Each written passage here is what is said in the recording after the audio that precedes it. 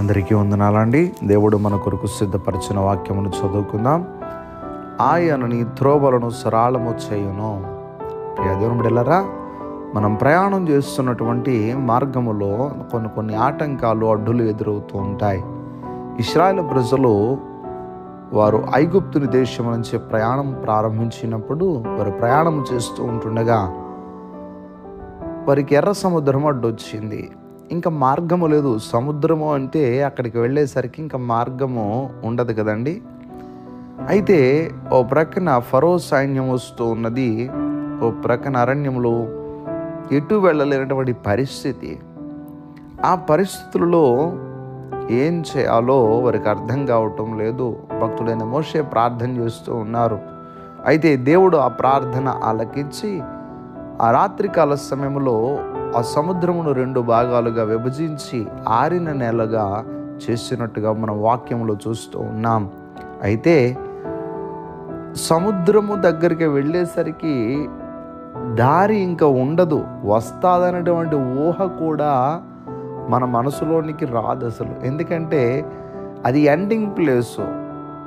ఇంకా అక్కడి నుంచి నీరే తప్ప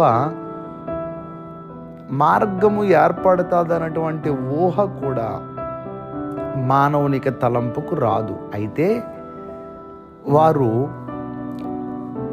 అద్భుతమైనటువంటి రీతిగా మార్గము ఇంకా మాకు లేదు అనుకుంటున్నటువంటి సమయంలో ఒక నూతనమైనటువంటి త్రోవను దేవుడు ఆ సముద్రములో ఏర్పాటు చేసినట్టుగా చూస్తున్నాం.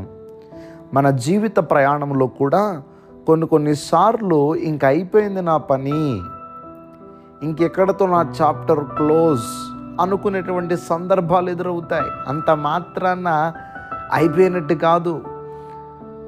దేవుడు ఆ సముద్రమును విభజించి ఒక క్రొత్త దారి వేసినట్టుగా నీ జీవితంలో కూడా ఒక నూతనమైనటువంటి మార్గాన్ని దేవుడు ఏర్పాటు చేస్తాడని నువ్వు నమ్ము. అయిపోయింది ఇంక నా పరిస్థితి అనుకోకు.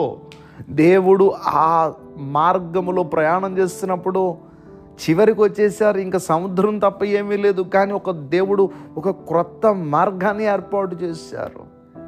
ఈ మాటలు వింటున్నటువంటి నీ జీవితంలో కూడా నా జీవిత ప్రయాణములో చివరి దశలో ఉన్నాను అనుకుంటున్నావేమో, తిరిగి మరలా ఒక క్రొత్త దారి ఏర్పాటు చేయగలడు ఆయన.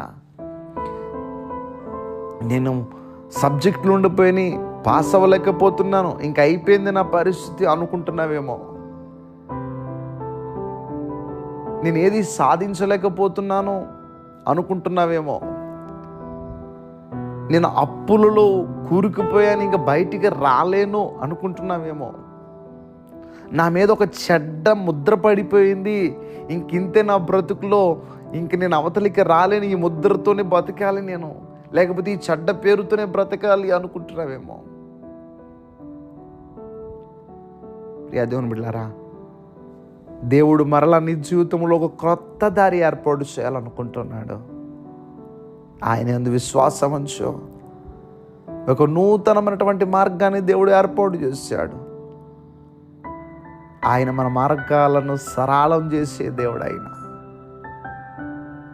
నీ మార్గంలో నువ్వు ప్రయాణం చేస్తున్నప్పుడు, నీ జీవిత ప్రయాణంలో ఏమైతే ఆటంకాలు, అడ్డులుగా ఉన్నాయో ఆ త్రోవను ఆయన అడ్డులన్నీ తొలగించి సరళం చేసే దేవుడైన ఇశ్రాయేలు ప్రజల ప్రయాణము సాఫీగా సాగటానికి అడ్డుగా వచ్చినటువంటి సముద్రమును సహితము దేవుడు విభజించి ఒక క్రొత్త దారి వేసినట్టుగా నీ జీవితంలో ఉన్నటువంటి ఆటంకాలు తొలగించి ఆయన నీ త్రోవను సరళం చేయబోతున్నాడని నమ్ము.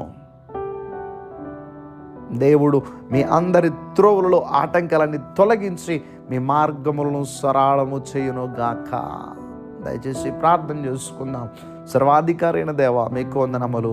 నీ బిడ్డలు ఏ పరిస్థితులను బట్టి కృంగిపోతున్నారో, మా జీవితంలో ఇంకా మాకు వేరే దారి లేదు అని ఎవరైతే తలస్తున్నారో వారితో మీరు మాట్లాడారు ప్రభువా. ఇంకను నీ బిడ్డల యొక్క జీవితాలను బలపరిచి వారు త్రోవలను సరళము చేసి నీ బిడ్డలు చేయి పట్టుకుని మీరు నడిపించండి. ఈరోజు ఎగ్జామ్ రాయడానికి సిద్ధపడుతున్నటువంటి బిడ్డలకు తోడుగా ఉండండి. వ్యాపారాలు చేస్తున్నటువంటి బిడ్డలు వారి వ్యాపారంలో సహాయం చేయండి. అనారోగ్యంగా ఉన్నటువంటి బిడ్డలను స్వస్థపరచండి. ఈరోజు అంతా సంతోషంగా ఉండులాగున మీ సన్నిధి తోడుని బిడ్డలకి దాయిచ్చేయమని యేసుక్రీస్తు వారి యొక్క నామం పేరట అడిగి వేడుకుంటూ ఉన్నాం మా పరమ తండ్రి.